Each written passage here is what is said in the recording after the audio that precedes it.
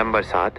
अंशुल और उसके 3 दोस्त छुट्टियों में एक सुनसान पहाड़ी इलाके में घूमने गए। वहां उन्हें एक बहुत पुरानी वीरान हवेली दिखाई दी। स्थानीय लोगों ने बताया कि वह हवेली शापित है और उसमें कभी कोई नहीं जाता।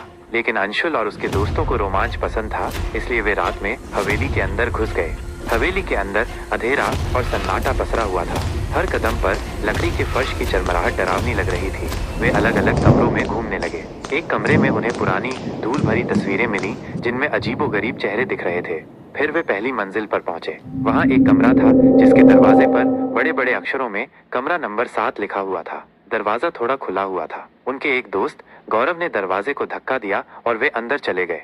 कमरे के अंदर अजीब सी ठंडी हवा चल रही थी, जबकि हवेली के बाकी हिस्सों में ऐसा नहीं था। कमरे के बीच में एक पुरानी टूटी हुई कुर्सी पड़ी थी। दीवारों पर अजीब तरह की आकृतियां बनी हुई थीं, जो अंधेरे में और भी डरावनी लग रही थीं।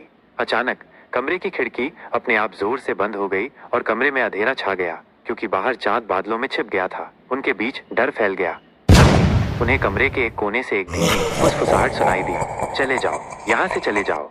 आवाज इतनी धीमी थी कि मुश्किल से सुनाई दे रही थी, लेकिन उसमें एक अजीब सी ठंडक और दर्द महसूस हो रहा था। अंशुल और उसके दोस्त डर के मारे पत्थर की तरह जम गए। उन्होंने टॉर्च की रोशनी उस दिशा में की जहां से आवाज आ रही थी, लेकिन वहां कुछ नहीं था। फुसफुसाहट फिर सुनाई दी, इस बार थोड़ी तेज।